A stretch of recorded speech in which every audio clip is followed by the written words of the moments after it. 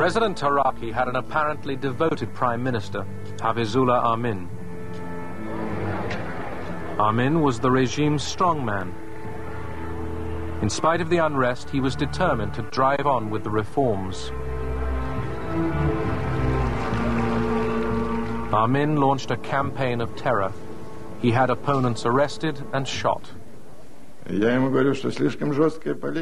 said to Amin that his policies were too harsh, that they were turning the Muslim population against him, like the land reforms which did not take into account Afghan traditions. But he used to reply, "Did Stalin make the revolution in white gloves?"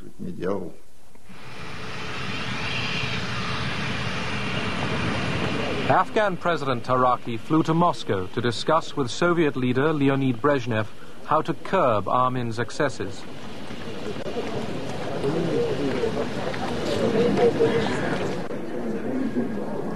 They decided to oust him, hoping the Kabul government could get popular support by slowing the reforms and ending the terror. Moscow's secret plans leaked out. When President Taraki returned to Kabul, Amin had him seized and executed.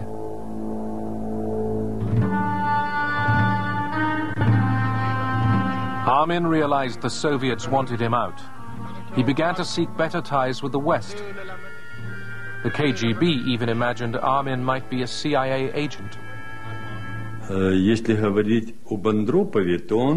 Andropov, the head of the KGB, became very concerned about Amin flirting with the Americans.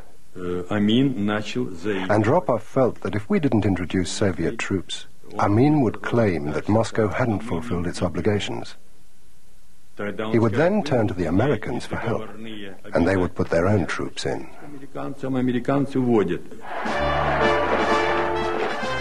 In Moscow, the arguments were mounting in favor of using an invasion to remove Amin. In the past, Soviet military action to topple troublesome foreign leaders had worked in Hungary and Czechoslovakia. In Europe, the nuclear arms race was gathering speed. NATO wanted to counter the Soviet Union's mobile missiles. On December the 12th, 1979, the West announced it would deploy hundreds of cruise missiles in response. Moscow now felt it had little to lose internationally by intervening in Afghanistan with troops. That evening, the Politburo held an emergency meeting.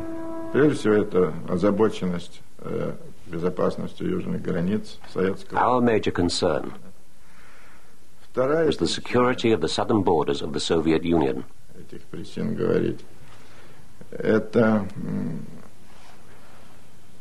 We also feared the spread of Islamic fundamentalism into Afghanistan from Iran.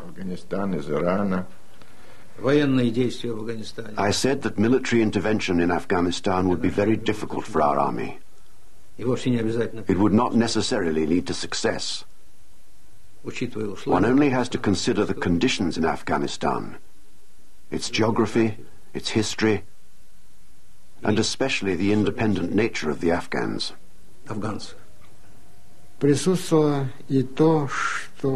We also felt that if we didn't go into Afghanistan, then some other countries would. The intervention of these states could destabilize the situation on the Soviet-Afghan border and in the region as a whole.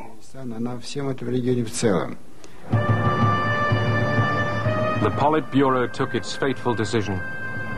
By December 25th, 1979, tens of thousands of men in tanks and trucks started to trundle across the border. Moscow hoped they could complete their mission within weeks.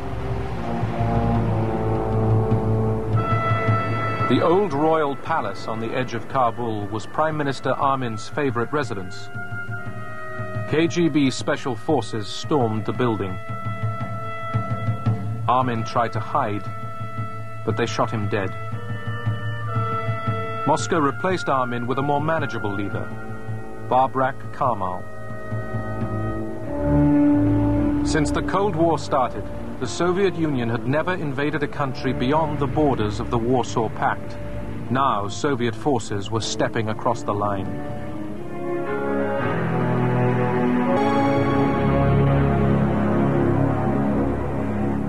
the implications of the Soviet invasion of Afghanistan could pose the most serious threat to the peace since the Second World War. The vast majority of nations on earth have condemned this latest Soviet attempt to extend its colonial domination of others. I had to put restraints on the Soviet Union. One of them was to issue a public statement that if the Soviets did invade either Pakistan or Iran or Iran out of Afghanistan, that I would consider this a personal threat to the security of the United States of America, and I would take whatever action I desired or considered appropriate to respond. And I let it be known that this would not exclude a nuclear reaction. The military intervention of the Soviet Union cannot be justified. There can be no question of any country other than the Soviet Union having interfered in Afghanistan's internal affairs. At the United Nations, the Soviet invasion was widely condemned. President Carter blocked grain deliveries to the Soviet Union, launched a boycott of the Olympic Games in Moscow, and stepped up U.S. spending on arms. Détente was over.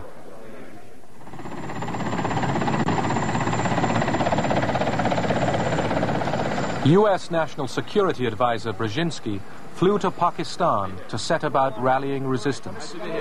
He wanted to arm the Mujahideen without revealing America's role. On the Afghan border near the Khyber Pass, he urged the soldiers of God to redouble their efforts. We know of their deep belief in God, and we are confident that their struggle will succeed.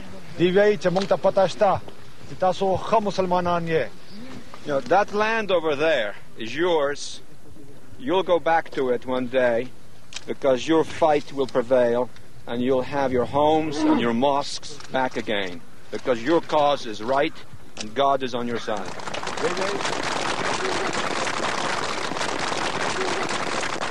The purpose of coordinating with the Pakistanis would be to make the Soviets bleed for as much and as long as is possible.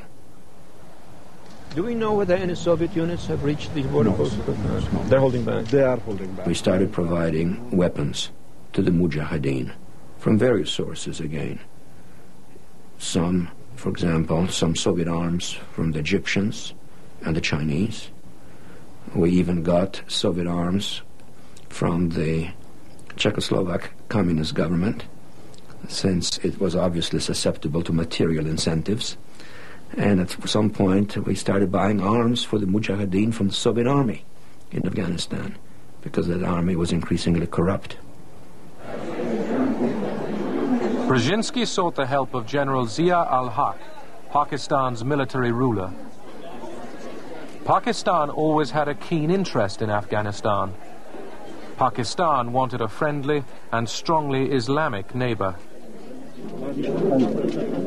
The U.S. Congress had earlier cut U.S. military aid to Pakistan. General Zia had a bad human rights record. He was developing a nuclear bomb. He had failed to curb drugs trading. Now, the Americans set aside their displeasure. I think we had a double standard with respect to the Pakistanis, and we knew that there were big problems with drugs and that there were big problems with nukes, and we were prepared in various ways, in any way that we had to turn Nelson's eye to those problems, as long as the Afghan resistance was being supported via the government of Pakistan, and that's what we did. In Afghanistan, the Red Army guarded cities, roads and airports, leaving the Afghan army free for combat. By 1980, almost 100,000 Soviet troops would be deployed around the country. It was a civil war, but many of the Soviet conscripts were told they were coming to Afghanistan to confront Americans. Ну и начались такие разговоры разные.